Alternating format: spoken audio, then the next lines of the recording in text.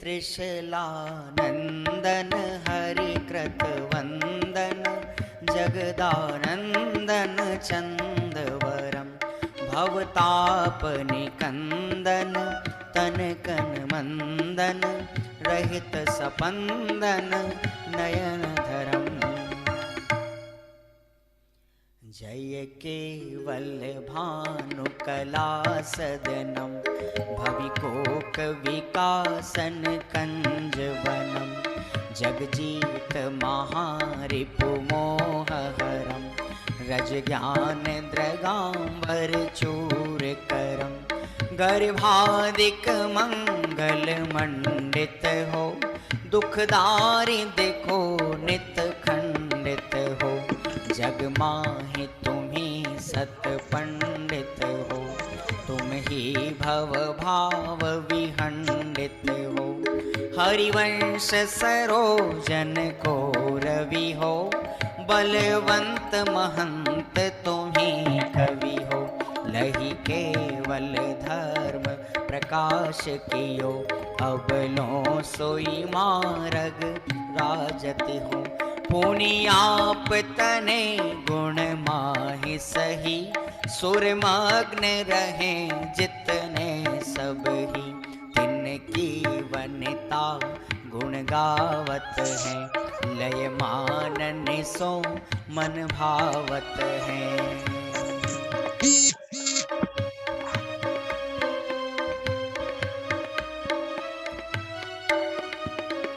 पुनि नाचत रंग उमंग भरे तो भक्ति विषय पग हेम धरी झननम झननम झननम झननम सुर लेत ताहा तननम तननम घननम घननम घन घंट बजे द्रम दम मृदंग सजे गंगनांगन गर्भ गता सुगता ततता ततता अतता वितता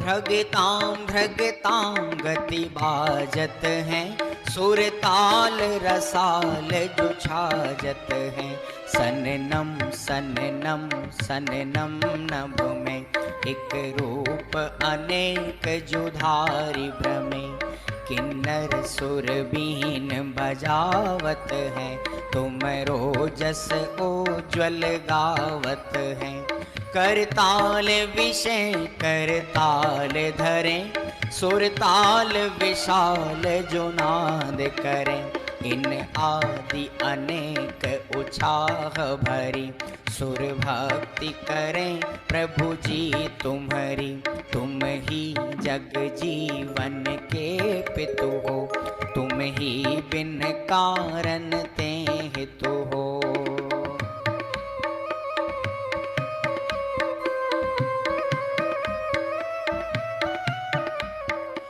तुम ही सब विघ्न विनाशन हो तुम ही निज आनंद भासन हो तुम ही चित्त चिंतित दायक हो जग माहि तुम ही सब लायक हो तुमरे पन मंगल माहि सही जिय उत्तम पुण्य लियो सब ही हम तो तुम्हारी शरणागत हैं तुमरे गुण में मन पागत है।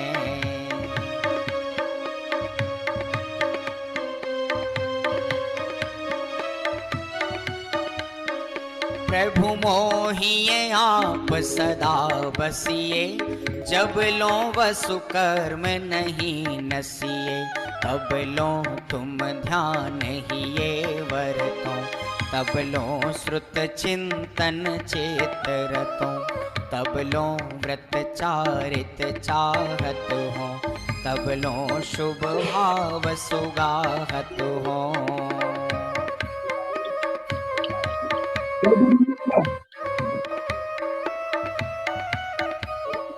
तब लो सत्संगति नेत रहो, तब लो मम संजम चेत गहो, जब लो नहीं नाश करो अरि को, शिव नारी वरो समता धरि को, यह द्यो तब लो हमको जिन जी, हम जाचत हैं इतनी सुन जी, यह द्यो तब लो हमको जिन जी, हम जाचत हैं इतनी सुन जी।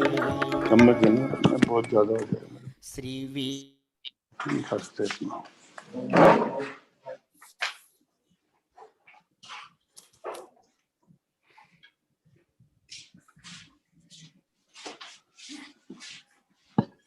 जय जिनेंद्र।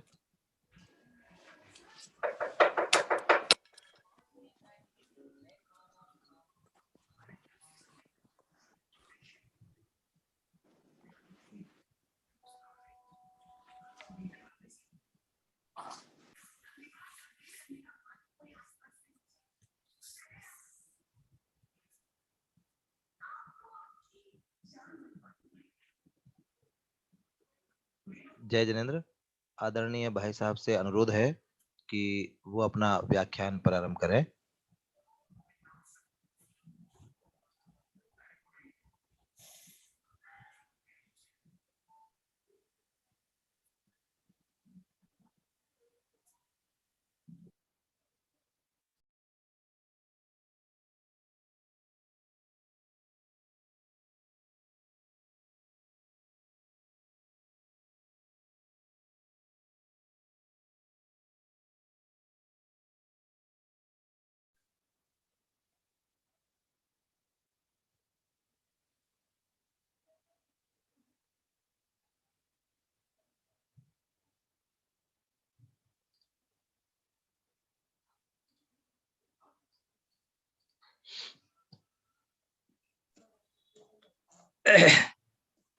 हम सब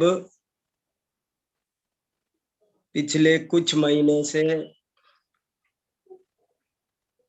जैन हीरो की श्रृंखला में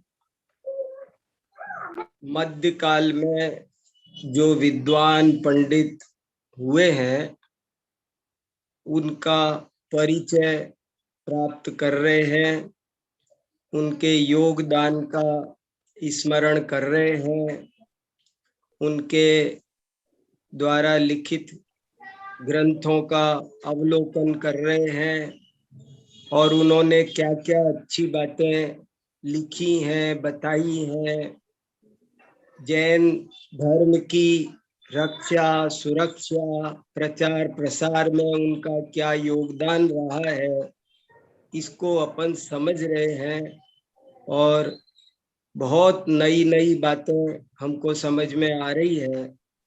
उस क्रम में आज हमारा क्रम है कविवर पंडित वृंदावन दास जी। कविवर पंडित वृंदावन दास जी का नाम सबने सुना होगा, ऐसा शायद ही कोई हो जो वृंदावन दास जी की पूजाएं ना करता हो। ऐसी कोई जिनवाणी संग्रह नहीं होगी जिसमें वृंदावन दास जी की पूजाएं ना हो। अभी भी आप जो 24 तीर्थ महावीर भगवान की जो पूजा सुन रहे थे वो वृंदावन दास जी ने ही लिखी है। ये अभी संजय जी ने बहुत सोच समझ के ये आज थोड़ी देर पहले जो हमको पूजा सुनाई है वो बहुत अच्छी लगी। मैं खुद सुन रहा था, पूरी वृंदावन दास जी की पूजा है हम सब इसको कितने उत्साह से गाते हैं, पढ़ते हैं। श्री वीर महाति वीर सन्मति नायक हो, जयवर्धमान गुण धीर सन्मति दायक हो। ऐसी उन्होंने 2400 तीर्थंकरों की बहुत ही अच्छी, बहुत सुंदर साहित्यिक अर्थपूर्ण पूजाएं लिखी है। और जो लोग समय सार कुंद कुंदाचार्य को विशेष पढ़ते हैं, स्वाध्याय में आध्यात्मिक चिंतन मनन में बहुत रहते हैं, उन्होंने भी कविवर पंडित भूधर दास जी का नाम इसलिए सुना होगा, वृंदावन दास जी का नाम इसलिए सुना होगा क्योंकि उन्होंने भी कुंद कुंदाचारी की प्रशंसा में, उनकी भक्ति में बहुत अच्छे अच्छे छंद लिखे हैं। कविवर वृंदावन दास जी बहुत अधिक प्रभावित थे कुंद कुंदाचार्य से, इसलिए उन्होंने अनेक छंद लिखे हैं उनकी महिमा में। एक दो छंद तो सबने सुने होंगे, और एक तो सबसे ज्यादा प्रसिद्ध है। कोई ऐसा समय सार प्रवचन सार नहीं है जिसकी प्रस्तावना में वो छंद उद्धृत न हो। वो क्या छंद है? जास के मुखार विंद ते प्रकाश भास वृंद, स्यादवाद जैन बैन इंदु कुंद कुंद से, तास के अभ्यास ते विकास भेद ज्ञान होत, मूड सो लख नहीं कुबुद्धि कुंद कुंद से। देत है आशीष शीश नाय इंद्र चंद्र जाई, मोर मार खंड मार तंड कुंद कुंद से। शुद्ध बुद्ध रिद्धिदा, शुद्ध बुद्ध रिद्धिदा, प्रसिद्ध रिद्धि सिद्धिदा, हुए हैं न होएंगे मुनिंद कुंद कुंद से, हुए हैं न होएंगे मुनिंद कुंद कुंद से।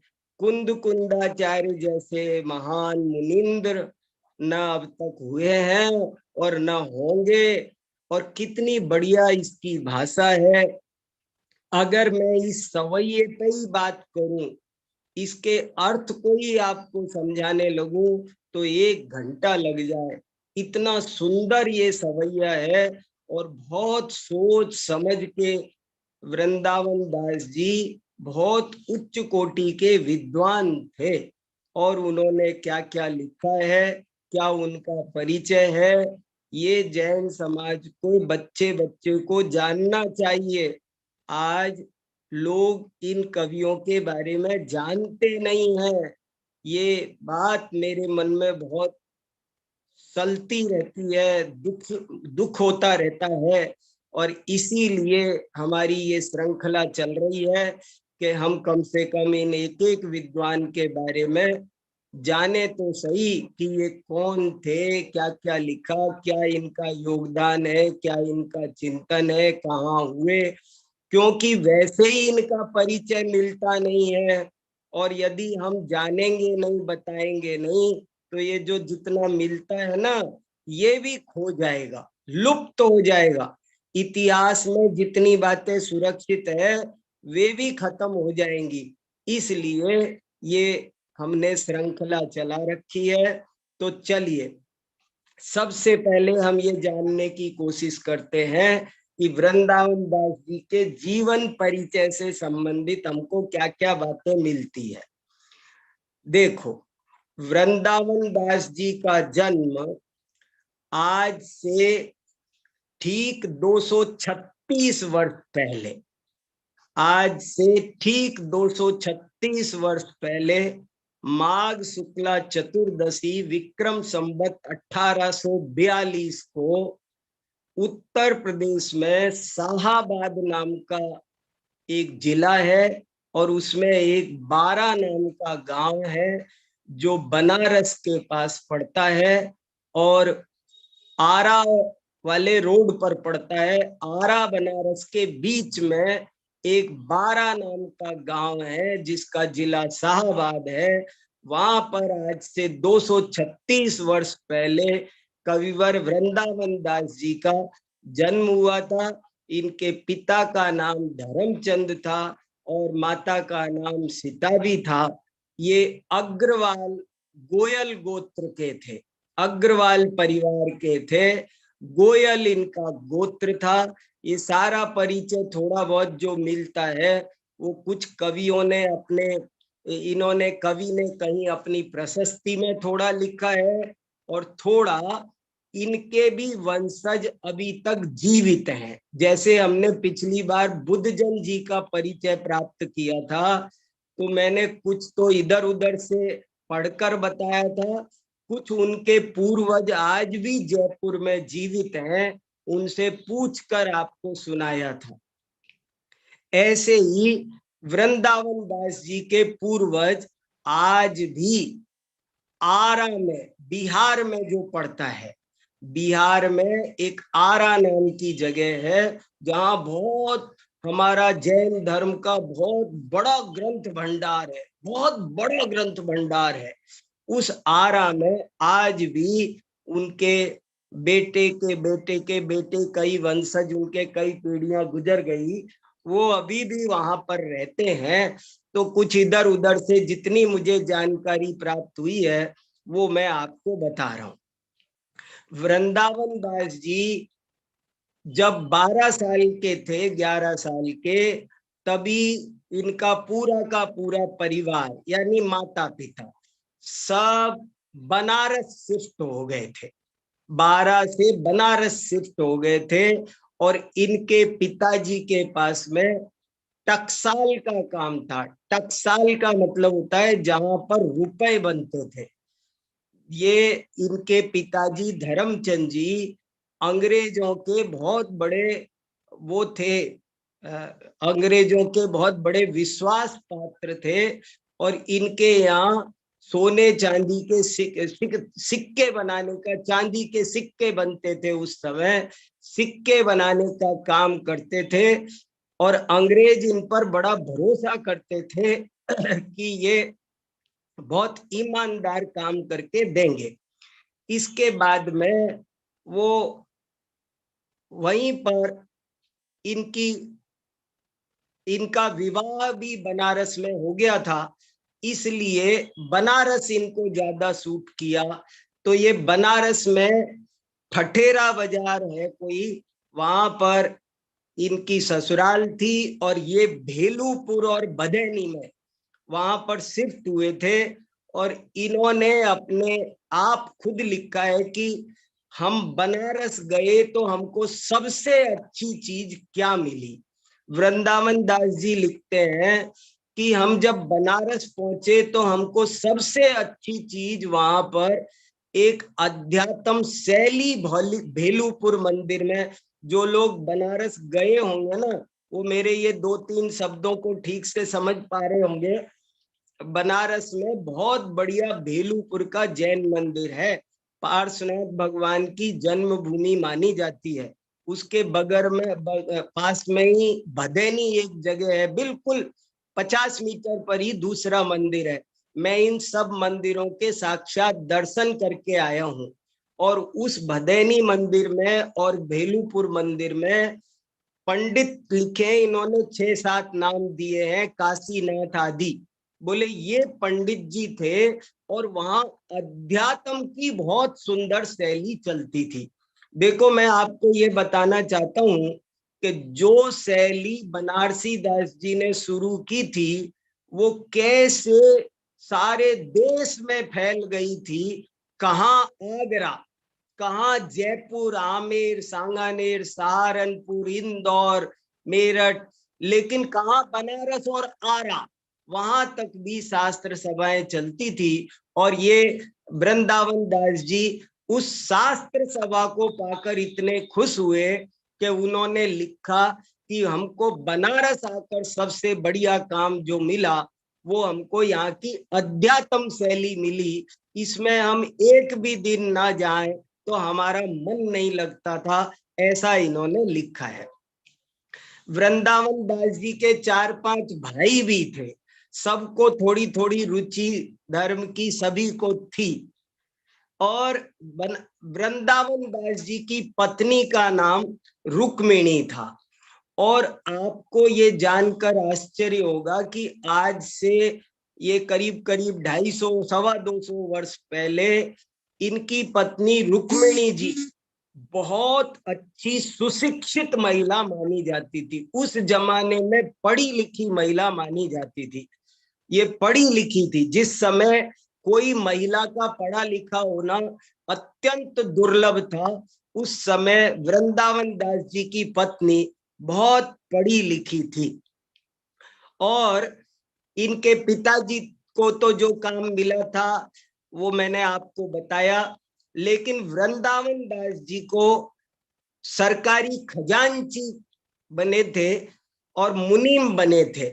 लेकिन ऐसा इनके बारे में भी वही बात मिलती है कि ये वहां पर काम करते थे तो बगल में शास्त्र चौकी पर विराजमान कर लेते थे, जैसे दौलत राम जी करते थे, और दिन भर गाथाएं याद करते थे, स्वाध्याय करते थे, लिखते थे।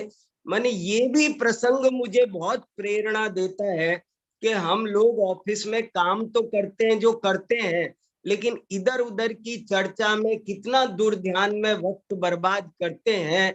और ये प्रसंग बहुत प्रेरणा देते हैं कि आपको जब टाइम मिले आप छोटे छोटे गुटके, आजकल तो मोबाइल में शास्त्र रखते हैं, तो अपने शास्त्रों के स्वाध्याय में इतना हमारी रुचि होनी चाहिए कि जो मनुष्य जीवन का एक एक क्षण चक्रवर्ती और इंद्र की संपदा से भी अधिक कीमती है, उसको हम इधर उधर खराब न करके उसको हम शास्त्राभ्यास में लगाएं, तत्व चिंतन के उपयोग में लगाएं, तो बहुत फायदा होगा। ये शिक्षा मुझे वृंदावन दास जी के जीवन से भी मिलती है। बहुत अच्छा इनका सीधा साधा जीवन था, बहुत शांत स्वभावी थे, शरीर के जरूर बहुत मजबूत थे। और एक और गजब की बात पता चलती है कि वृंदावन दास जी धर्म की रक्षा के लिए, धर्म पर कोई संकट आए तो ये बहुत जोर से उत्साहित होकर के सबसे आगे समाज में खड़े हो जाते थे। जिस समय वृंदावन दास जी भेलूपुर में थे, मैं भेलूपुर जाके, मुझे बनारस का काफी इतिहास मैंने पढ़ा है, और बनारस के इतिहास में कई घटनाएं ऐसी हैं जो सुनाने लायक है। अभी समय नहीं है, लेकिन मैंने इनके जीवन को पढ़ते हुए एक और घटना मुझे नई पढ़ने मिली है कि ये भेलूपुर और भदेनी का जो जैन मंदिर है, इस पर श्वेतांबरों ने आक्रमण किया था, मुकदमा किया था और श्वेतांबरीकरण करने का प्रयास किया था, कोर्ट में मुकदमा गया था। तब सबसे ज्यादा लड़ाई किसी ने लड़ी थी तो वृंदावन दास जी ने की थी, और उसकी वजह से वो दोनों मंदिर, आज तक कोर्ट का फैसला लिखित में आया है कि ये मंदिर मूलतः दिगंबर हैं और दिगंबर ही रहेंगे, और वो फैसला रखा है। आज मैं क्या बताऊं, वृंदावन दास जी का अभी हम साहित्यिक योगदान तो अभी हम पढ़ेंगे, लेकिन आप सामाजिक योगदान देखिए कि यदि उन्होंने इतनी मेहनत नहीं की होती तो आज ये दोनों मंदिर हमारे हाथ से चले गए होते। उसका पूरा डाटा ब्यौरा मेरे पास है, अभी सुनाने का वक्त नहीं है, लेकिन मैं ये बताने के लिए आपको ये घटना सुनाई कि ये इस तरह का जो ये श्वेतांबर दिगंबर का जो थोड़ा संघर्ष है, ये तब से चलता है। पता नहीं क्यों जैन धर्म में आकर भी लोग कसाई को नहीं छोड़ रहे हैं। हद की बात है, आक्रमण करना, बदलना, ये सब क्या है?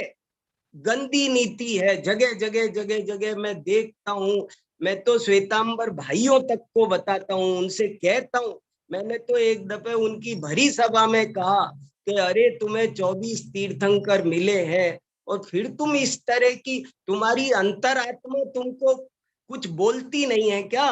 तुमको कुछ समझ में नहीं आता है क्या? जबरदस्ती तुम इस तरह से करते हो, ये अच्छी बात नहीं है। तो खैर चलो, वो तो एक अलग प्रकरण है। ये तो बात आज बतानी जरूरी थी, इसलिए मैंने आपको सुनाई।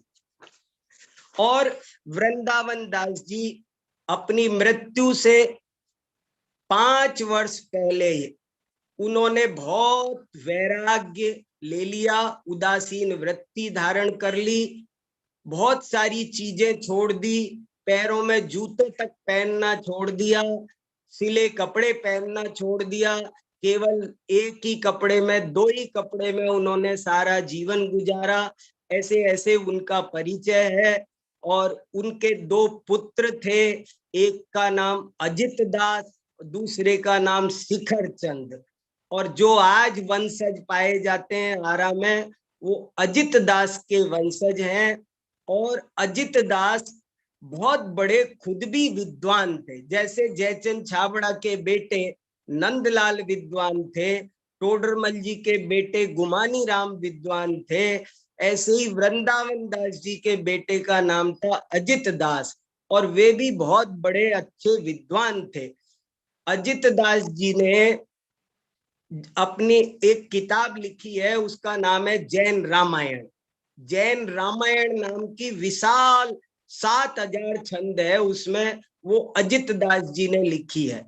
और उसकी प्रशस्ति में ये लिखा है कि मेरे पिताजी जैन रामायण से बहुत प्रभावित थे।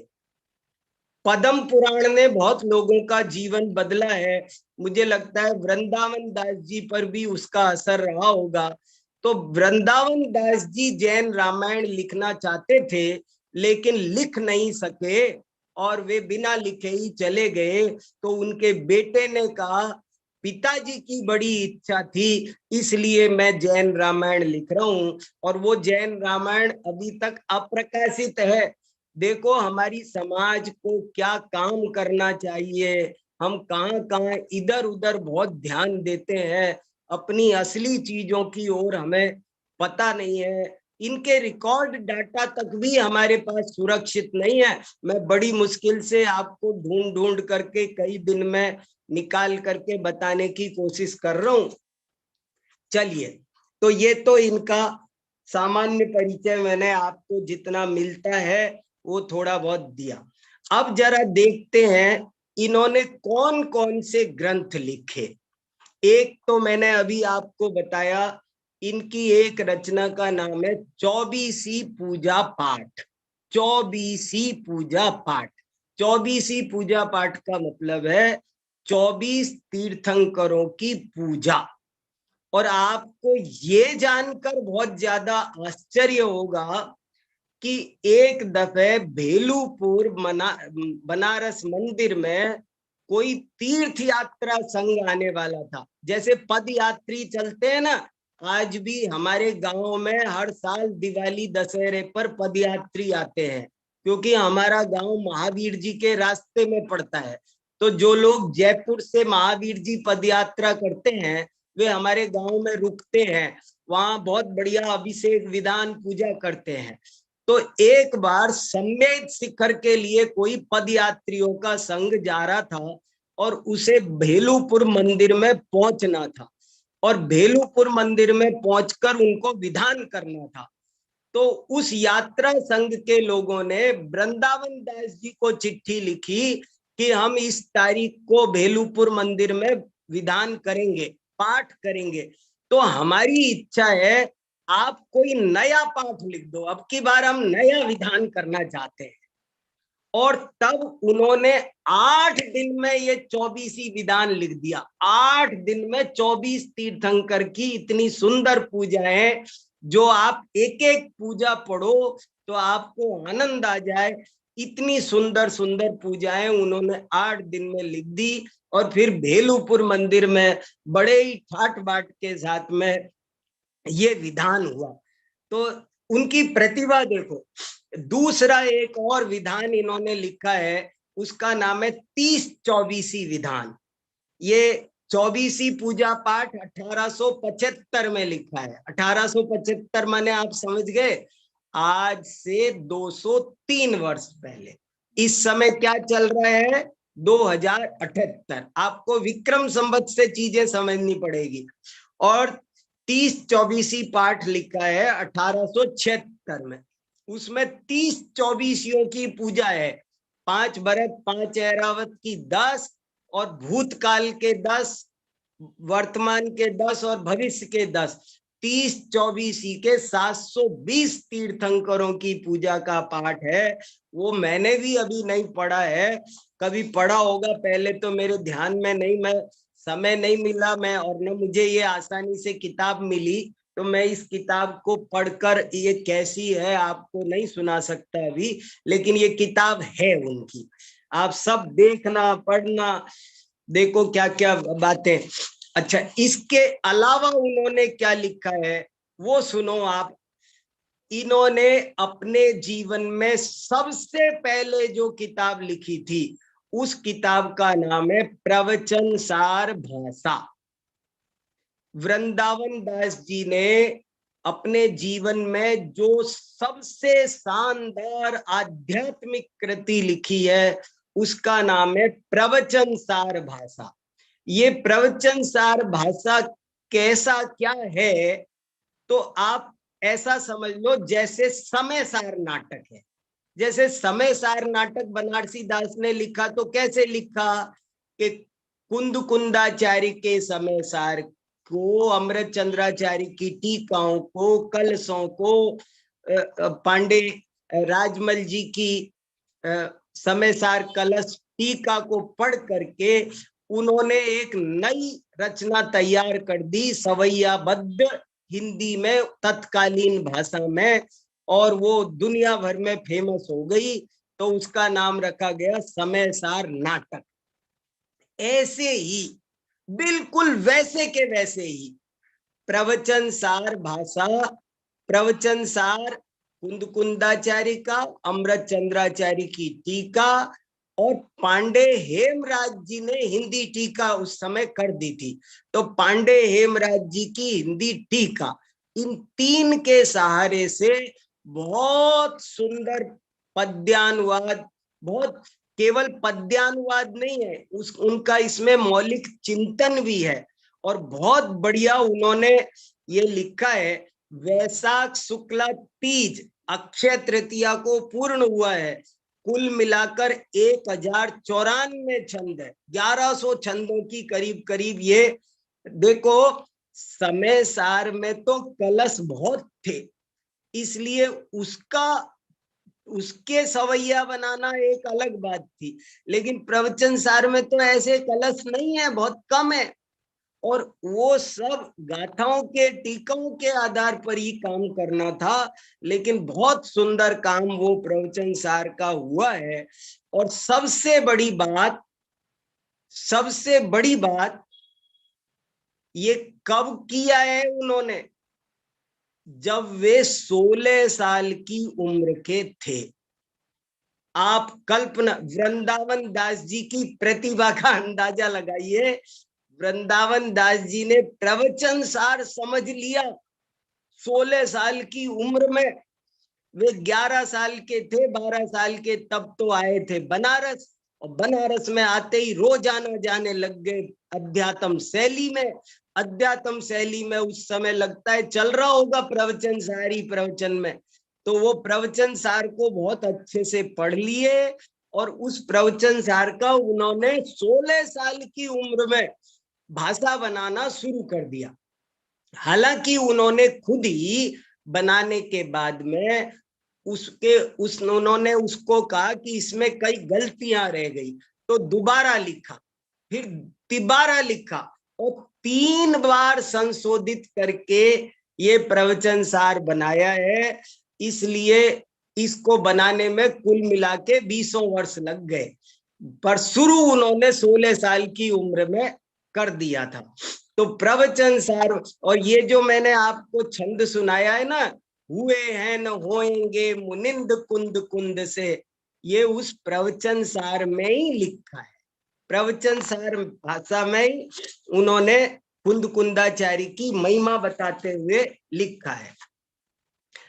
और भी बहुत सारे हैं, इसके अलावा बड़े सुंदर सुंदर सवैया है, मैंने पढ़े हैं आज वो सब, और आपको भी ग्रुप पर भेजे हैं, तो आप उनको देख लेना, पढ़ लेना। और इसके अलावा देखो अब और सुनो, वृंदावन दास जी का योगदान सुनो। वृंदावन दास जी ने एक और बहुत ही सुंदर किताब लिखी है, उस किताब का नाम है छंद शतक। छंद शतक, छंद शतक में क्या है, जैसे आपने हमने स्कूलों में छंद पढ़े हैं ना, दोहा, सोप, चौपाई, रोला, उल्लाला, छप्पे, वसंत तिलका, मालिनी, तो इस छंद शतक में उन्होंने सारे छंदों का परिचय दिया है।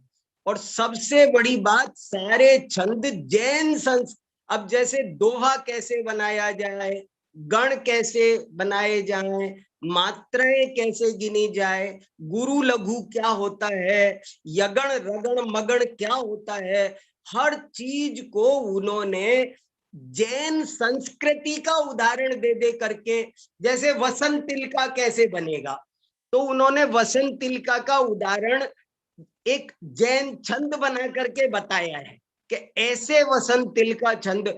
ये किताब कोई पढ़ ले तो उसे छंद बनाना आ जाए।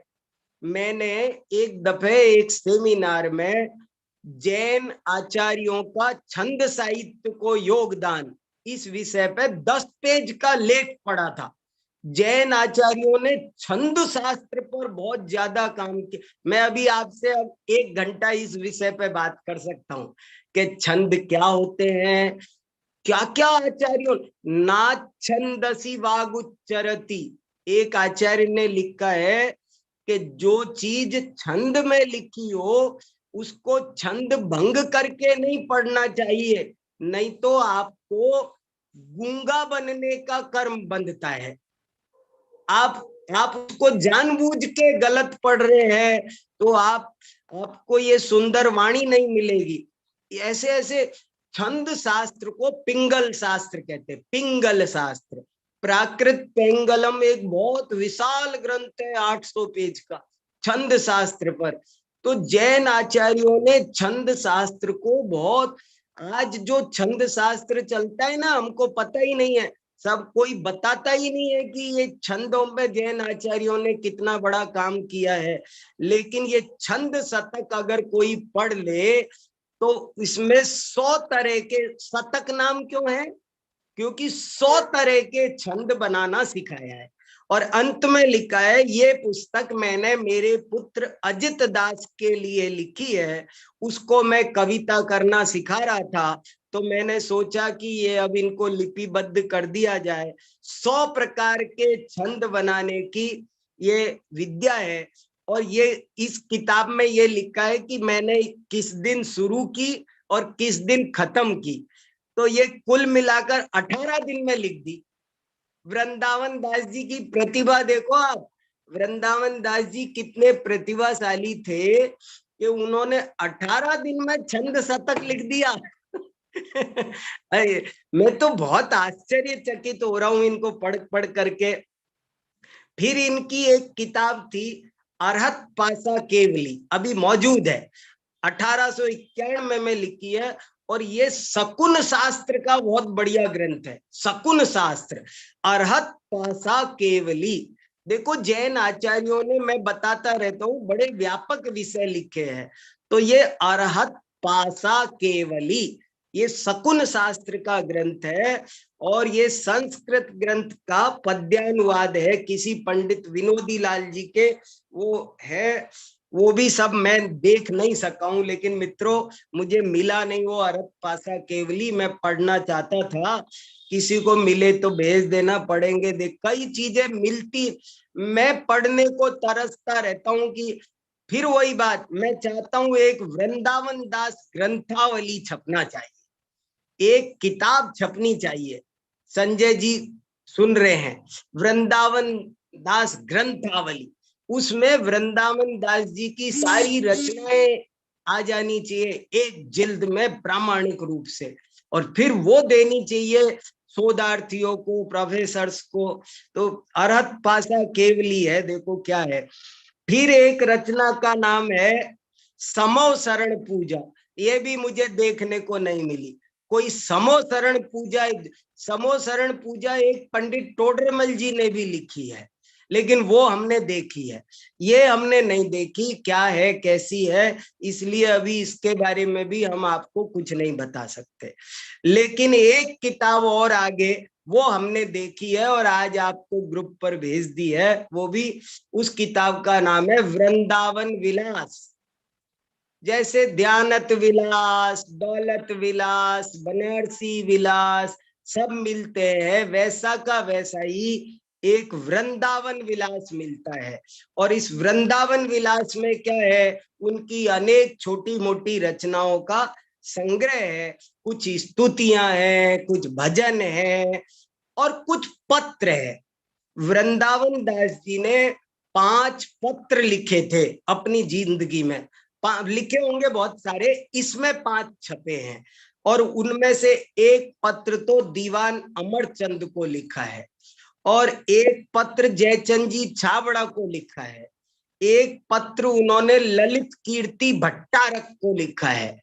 जब वो मंदिर पर श्वेतांबरों ने मुकदमा किया, तब उस समय भारत में सबसे ज्यादा प्रभावशाली भट्टारक थे ललित कीर्ति।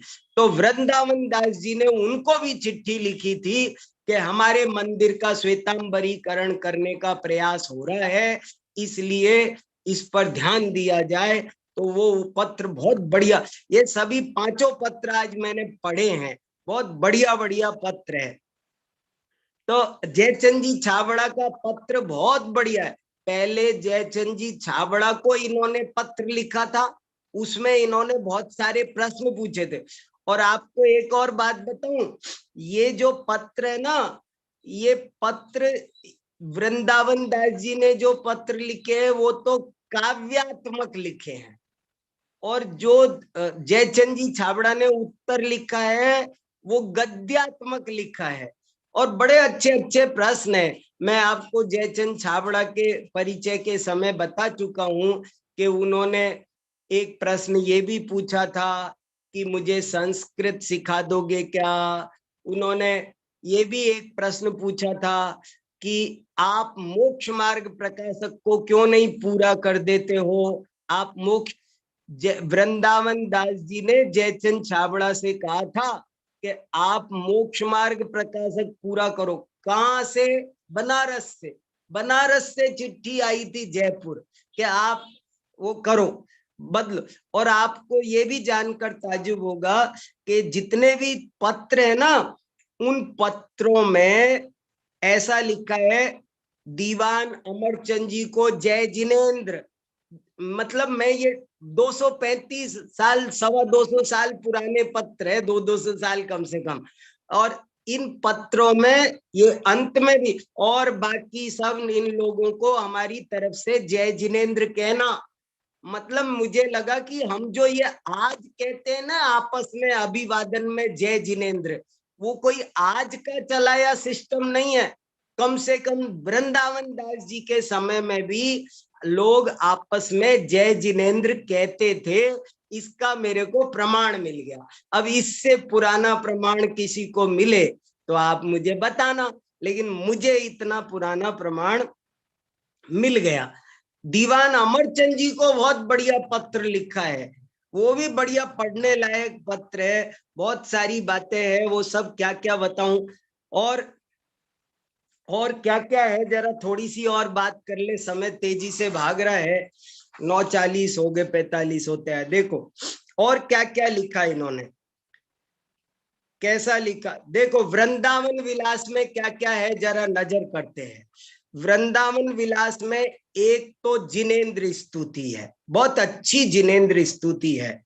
फिर एक जिन वचन स्तुति है, फिर एक जिन गुरु स्तुति है। 2-2, 3-3 पेज की है और बहुत बढ़िया बढ़िया स्तुति है। एक में जिनेंद्र देव की स्तुति है, एक में जैन शास्त्रों की स्तुति है। नाम ले ले करके है, सठखंडागम की, समय सार की, आदि पुराण की। एक स्तुति का नाम है आदि पुराण स्तुति, एक स्तुति का नाम है समंत। ऐसे आचार्यों के नाम ले ले करके, शास्त्रों के नाम ले ले करके उनकी महिमा बताई है बहुत अच्छी अच्छी, और उनमें इतिहास भी भरा है। जैसे आपको कुंद कुंद की स्तुति सुनाऊं इसमें से। देखो, कुंद कुंद की स्तुति आपने सुन ली हो कभी किसी ने, प्रसिद्ध है थोड़ी सी।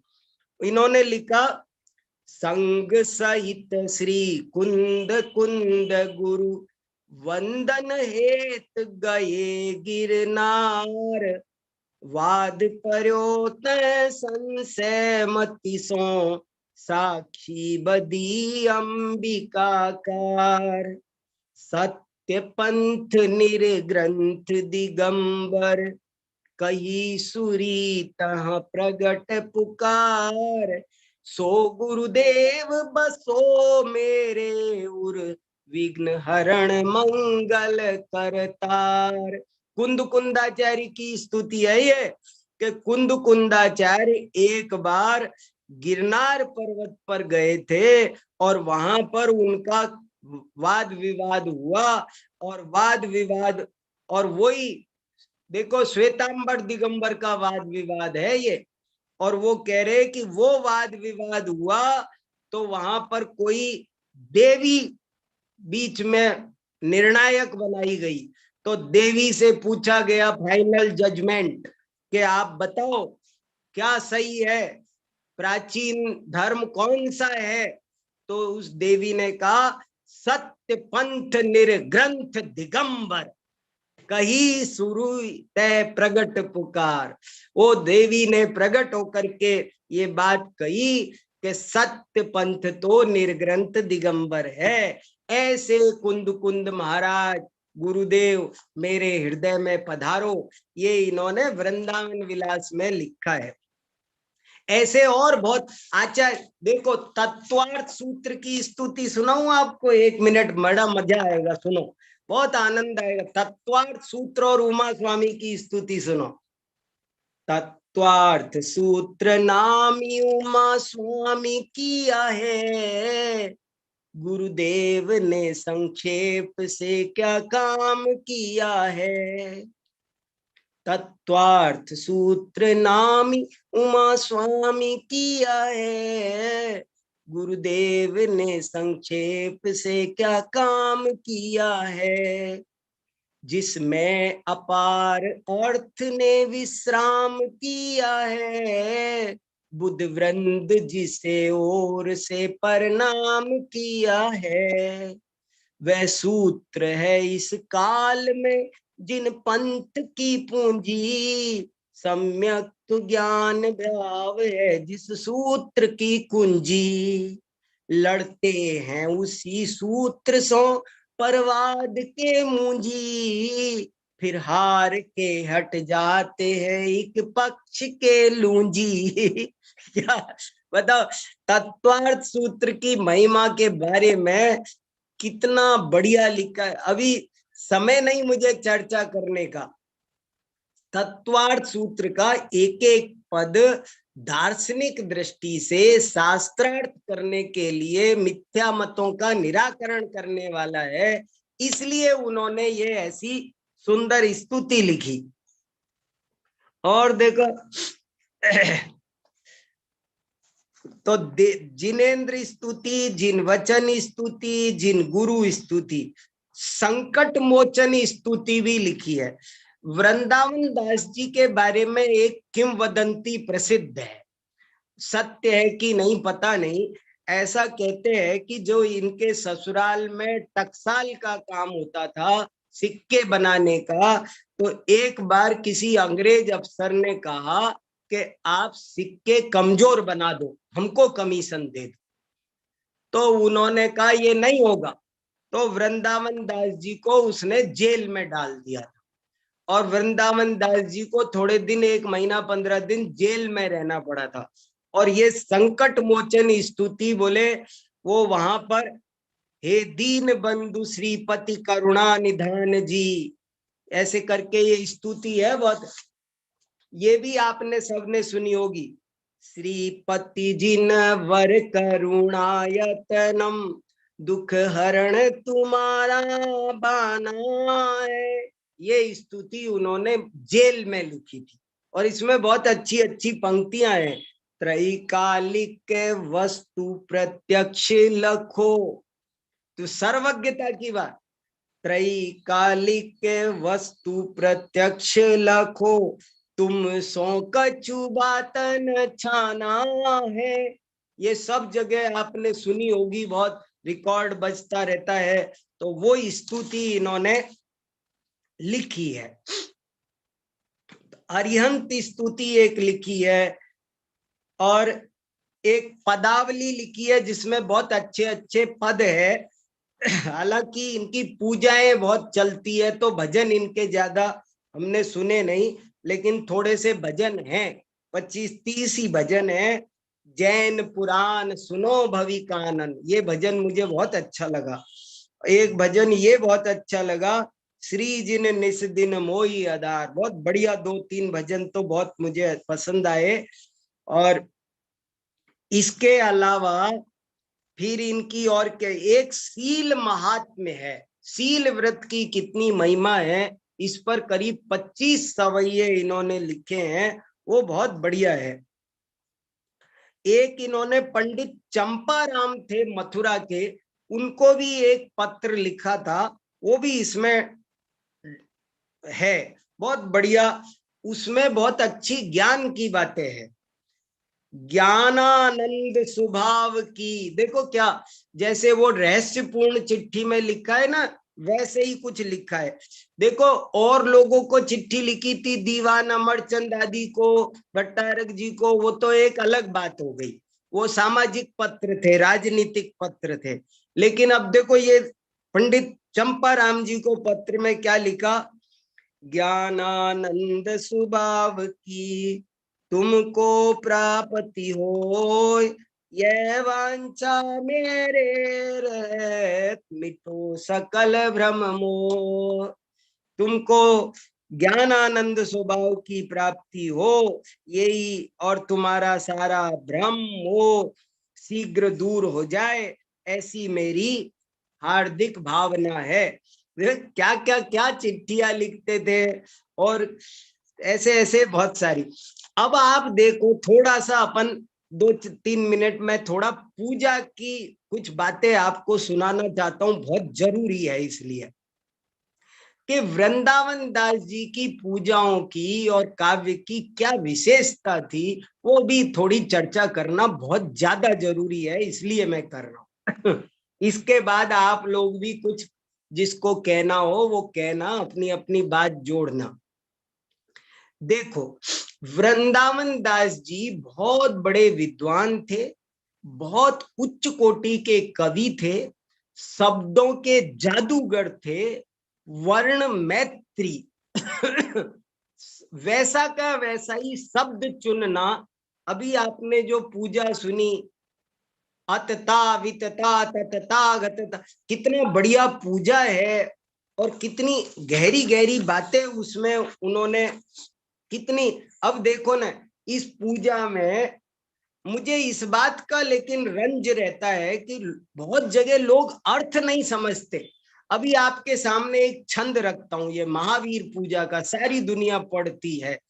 आप अपने आप में सोचना कि इसका अर्थ हमको आता है, कितना बढ़िया। देखो, गणधर असनिधर चक्रधर हलधर गदाधर वर वदा अरुचापधर विद्यासुधर त्रिशूलधर से वही सदा, दुख हरन आनंद भरन तारन तरन चरण रसाल है, सुख माल गुण मणि माल उन्नत भाल की जय माल है।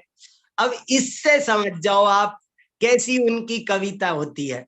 और आप इसका अर्थ लगा के बताओ, अपने आप लगाओ। देखो, गणधर माने गणधर, असनीधर, असनी माने होता है वज्र, वज्र सौधर्म इंद्र के पास होता है।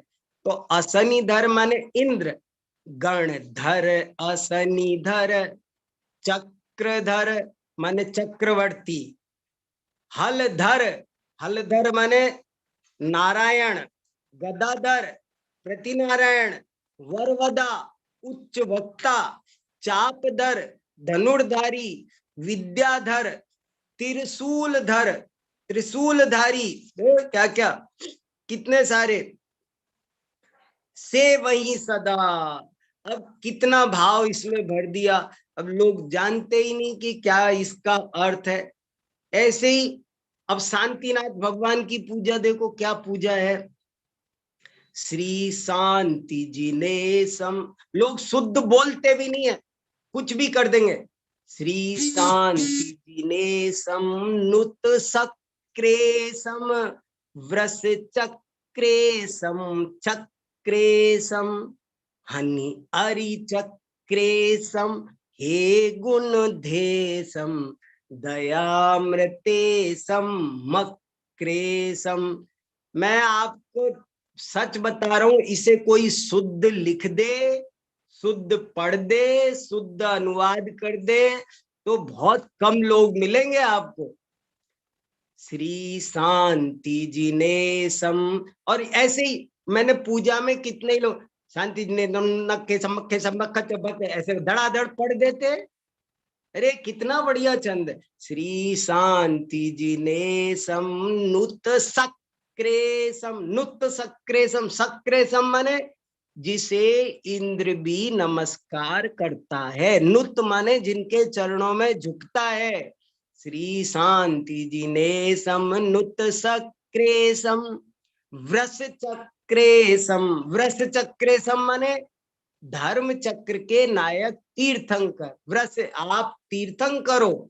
श्री शांति जिनेशम नुत सक्रेशम व्रस चक्रेशम चक्रेशम, चक्रेशम माने आप चक्रवर्ती भी हो, आप चक्रवर्ती भी हो, आप तीर्थंकर भी हो। और अब आगे श्री शांति जिनेशम नुत सक्रेशम व्रस चक्रेशम चक्रेशम हनि अरि चक्रेशम।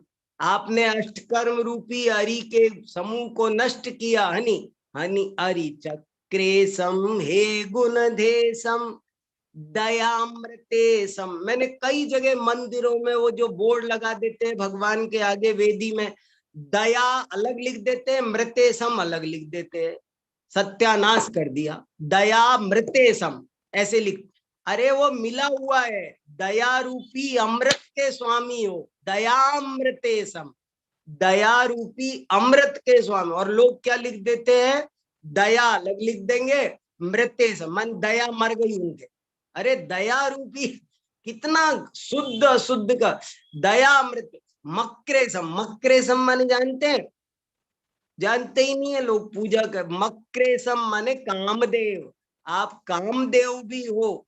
ऐसे मैं आपको ये बताना चाहता हूं थोड़ा सा कि पूजाएं इतनी प्यारी प्यारी अर्थ गर्भित पूजाएं हैं। क्या पूजा चंद्रप्रभ भगवान की है, देखो, श्री चंद्रनाथ दुति चंद चरणन चंद लगे, मन वचन जजत आमंद आत्म ज्योति जगे। क्या पूजा है रे, अद्भुत पूजा है, करते ही जाओ, जी नहीं भरे। इतनी सुंदर पूजा उन्होंने 8 दिन में कैसे 24 पूजाएं लिख दी वृंदावन दास। आप इसको सुनो। अभी मेरे पास थोड़े दिन पहले एक उज्जैन से विद्वान ने पूछा, बोले साहब इसका अर्थ बताओ। किसका, चारु चरण आचरण चरण चित हरण चिन्ह चर। देखो, चाचा ने चाची को चांदी की चम्मच में चांदनी चौक में चटनी चटाई, क्या लोग अनुप्रास बनाएंगे। ये अनुप्रास देखो ना आप, चारु चरण आचरण चरण चित हरण चिन्ह चर, चंद चंद तन चरित चंद थल चैत चतुर नर। ओहो गजब की पूजा है रे। चारु चरण, जिनके चरण भी सुंदर है, जिनका आचरण भी सुंदर है, जिनका आचरण चित्त को हरने वाला है, और जिनका चिन्ह आधा छोटा चंद्रमा है, चर चंद है, और उनका शरीर चंद्रमा जैसा कांति वाला है, और चंद थल चहत चतुर नर। इसका अर्थ बताओ, सोचो, चंद, सब लोग सोचो, चंद थल चहत चतुर नर। पूजा तो करते हैं, लेकिन इसका मीनिंग जानते हैं? चंद थल चहत चतुर नर। चतुर माने सम्यक दृष्टि, ज्ञानी। ज्ञानी लोग चंद थल को चाहते हैं। चंद थल माने सिद्ध शिला। सिद्ध शिला चंद्रमा के आकार की होती है ना। ज्ञानी वे हैं, चतुर वे हैं जो चंद्र थल को चाहते हैं। चंद्र थल माने सिद्ध शिला।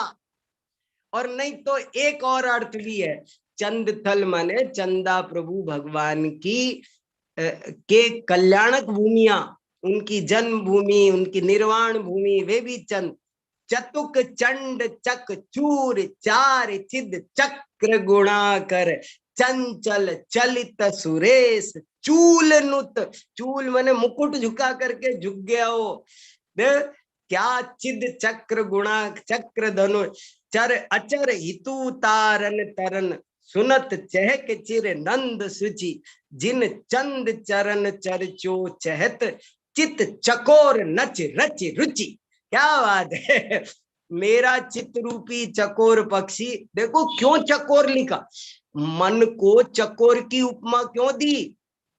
मन को चकोर की उपमा इसलिए दी क्योंकि चंदा प्रभु को चंद्रमा की उपमा दे दी। चंद्र प्रभु भगवान चंद्रमा है, तो जैसे चकोर चंद्रमा का इंतजार करता है, ऐसे ही बोले मैं भी चंद्रमा चंद्र प्रभु भगवान को देख करके नाचता हूँ, गाता हूँ, रुचि ले ले करके। ऐसा बढ़िया बढ़िया इनकी पूजाओं के अर्थ अद्भुत है, बहुत बढ़िया बढ़िया। ऐसे ऐसे के की कंठ समान शुभ वपु तंग नवहार लक्षण उरग निहार पग वंदो पारसना। एक दोहे में कमाल कर दिया। हे मृगांक अंकित चरण तुम गुण अगम अपार गणधर से नहीं पार लही तो को वर्णत सार पे तुम भगति ये ममा प्रेरे अति उमगाय ताते गाऊं सुगुण तुम ही हो सार। और बहुत अच्छी इनकी लय है, इनकी लयों के कारण इनकी पूजाएं बहुत। पार्श्वनाथ देव सेव आपकी करूं सदा। सुनाथ देव के साथ सेव की मैत्री देखो, वर्ण मैत्री देखो। तो ऐसे करके बहुत सारी बातें हैं। मेरे बहुत दिन से इन सब कवियों को पढ़ने का भाव था, अवसर नहीं मिल रहा था, अब मिला, सो मैं अपने लिए पढ़ रहा हूँ और मुझे अपने आनंद आ रहा है। आप लोगों को भी जिसको आ रहा हो तो बहुत अच्छा है। और किसी को अब कुछ कहना हो तो बताओ, मैंने ज्यादा देर बोल लिया होगा। हाँ बोलो संजय जी। कौन? हाँ आशीष जी बोलो साहब। जय जिनेन्द्र सर। जय जिनेन्द्र। सुनाओ साहब, आशीष जी कैसा लगा, क्या कुछ आनंद आया, बताओ सर, कुछ। सर हम तो ये सोच रहे थे कि हमें कवियों के बारे में सुनने को मिलेगा। और सर आपने जो पूजा का अर्थ बताया, जब भी कभी पूजा करेंगे आपके शब्द याद आएंगे। और ये सब पूजाओं के अर्थ जानना जरूरी है, तब ना आनंद आएगा पूजा करते समय। सर शांतिनाथ भगवान की जो शब्द थे, वास्तव में इन शब्दों का तो अर्थ नहीं हमको नहीं पता था, लय में ही होते थे। और सर हम तो महावीर स्वामी की जो जयमाला का की जो लय थी सर, लय बिल्कुल, लय हमारी बिल्कुल गलत थी सर।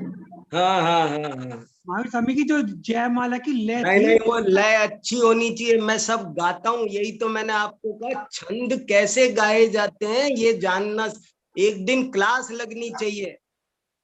सर थोड़ा सा आप इस पर भी ध्यान दे लीजिए सर। हमें तो पूजा के बारे में थोड़ा थोड़ा सा सर हमको जानकारी जरूर चाहिए सर। और हम बच्चों को जरूर। हम बच्चों हाँ को भी संतोष सिखाएंगे जी सर। क्या कह रहे हैं बताओ। हाँ संतोष जी बताओ। बताओ। गुरुजी नमो जी नाम। हाँ आप तो रोजाना इतनी पूजा करते हैं, सुनाओ। हाँ अभी फिलहाल अभी थोड़े दिन हुए हैं, अमित सागर महाराज जी ने वृंदावन कवि की सभी पूजाओं का अर्थ हमें सिखाया था। वाह बहुत बढ़िया, बहुत अच्छा, बहुत अच्छा। बहुत तो बढ़िया, बहुत। तो उसको ये ना, जैसे कि वापस जो लोग सुनना चाहेंगे वो गुरुजी के मुख से उनका अर्थ सीख सकेंगे। बहुत बढ़िया, बहुत बढ़िया, बहुत बहुत बहुत अच्छा। और सुनाओ कौन क्या, ऋषभ जी कुछ कह रहे हैं क्या? बताओ हाँ कौन कुछ कह रहा है। भाई साहब। हाँ बोलो। हाँ जय जिनेन्द्र। जय जिनेन्द्र, सुनाओ साहब। वृंदावन दास जी को हाँ मैंने सुनाओ संजय जी, अरे वाह, सुनाओ सुनाओ संजय जी, वाह बोलो। मैंने वृंदावन दास जी को बहुत ज्यादा गहराई से नहीं पढ़ा, लेकिन जितना पढ़ा है उनकी हाँ पूजाओं और काव्य के माध्यम से, हाँ। उनका जो जैसा आपने वर्णन किया, वास्तव में उनका काव्य अद्भुत है। अरे और 15-16 साल की उम्र में बताओ ये सब लिख हाँ, देना, कितना कमाल की बात है।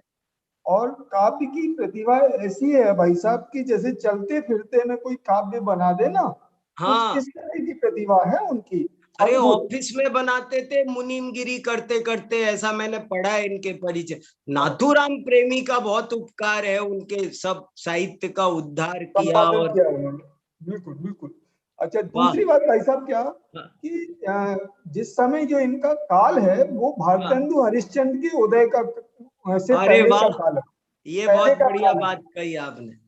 उनसे पहले का काल है, भारतेंदु हरिश्चंद्र के उदय हाँ के पहले का, है ना। हाँ काल है, और भारतेंदु हरिश्चंद्र के साथ साथ लगभग इनका समय चलता है। लेकिन हाँ जो खास बात है वो ये है कि इनका काव्य जितना ब्रज भाषा में है उतना ही खड़ी बोली में भी है, जबकि खड़ी हाँ बोली उस दौर में खड़ी हो रही थी, केवल शुरुआती दौर में। हाँ खड़ी बोली में इनका काव्य बहुत शानदार है, और खड़ी बोली में वो दिखता है कि खड़ी बोली हाँ। का यहाँ प्रयोग है, ब्रज भाषा का नहीं है। तो ये बहुत एक बढ़िया। बड़ी बड़ी चीज है। दूसरा, जयपुर की शैली के साथ जो गहरा संबंध है प्रत्येक हाँ व्यक्ति के साथ, हाँ उस संबंध ने इनके भीतर जो अध्यात्म की गहरी ललक है, वो हमें, बहुत गहरी ललक है भाई साहब इनके भीतर। हाँ हाँ, उस चिट्ठी में लिखा है इन्होंने। हाँ, और वो गहरी ललक हमें प्रवचन सार भाषा को जब हम पढ़ेंगे तो हाँ हमें साफ दिखाई देगी। प्रवचन हाँ सार भाषा का पांडे हेमराज जी के टीका पे उन्होंने किया है सारा हाँ काम। हाँ और इस दृष्टि से उन्होंने अमृतचंद आचार्य देव या कुंकुंद आचार्य देव को टच नहीं किया, केवल उस हाँ। टीका को टच किया है, उसके आधार पर वो काम किया है। और मैंने वो टीका देखी तो वो बहुत ही अच्छा। बढ़िया टीका, बहुत शानदार टीका है।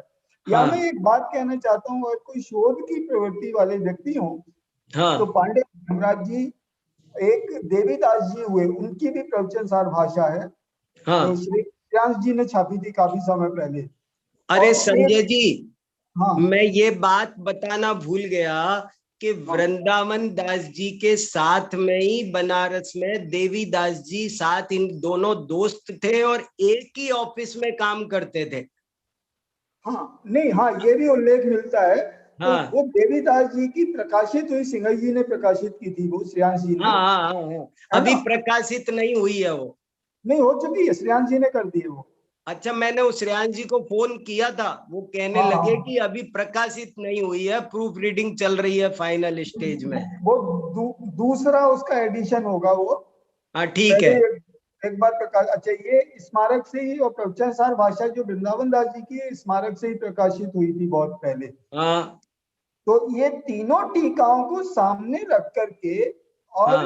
एक तुलनात्मक अध्ययन किया जा सकता है प्रवचन सार जी के आधार पर, जिसमें बहुत 3 बढ़िया, टीकाएं संस्कृत की और 3 टीकाएं हिंदी की। बहुत अच्छा, बहुत बढ़िया। एक अच्छा अध्ययन प्रस्तुत किया जा सकता है। अच्छा, एक बहुत। चीज और वो आनंद देती है, वो ये हाँ देती है भाई साहब कि आज हम बहुत छोटी छोटी बातों पर झगड़ रहे हैं, हाँ और उस दौर में जब वो 20 पंथी आमनाय के थे हाँ वृंदावन दास जी, यहाँ हाँ जो लोग थे वो 13.5 पंथी आमनाय के थे, लेकिन हाँ इनमें हाँ। पारस्परिक मैत्री जो है वो बहुत। गजब की दिखाई देती है।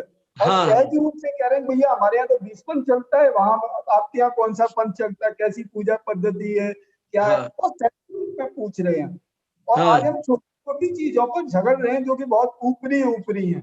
बराबर अंदर बराबर। आगम और अध्यात्मी है गहराई के साथ में। तो ये हाँ चीज हमें वृंदावन जी को पढ़ करके बहुत अच्छी तरह समझ में आती है। बराबर, बहुत बढ़िया, बहुत अच्छा कहा, बस बहुत यही अच्छा मुझे कहा, बताना। बहुत बढ़िया कहा। हाँ अरुण जी मोदी कुछ बोल रहे हैं भाई साहब। हाँ बोलिए अरुण जी। हाँ अरुण जी भाई साहब बोलिए, आप को होस्ट हैं। डॉक्टर संजय जी ने हाँ हाँ हाँ मेरा प्रश्न था कि वृंदावन दास जी का झुकाव हाँ। सचित्त पूजन पर था कि अचित्त पूजन पर?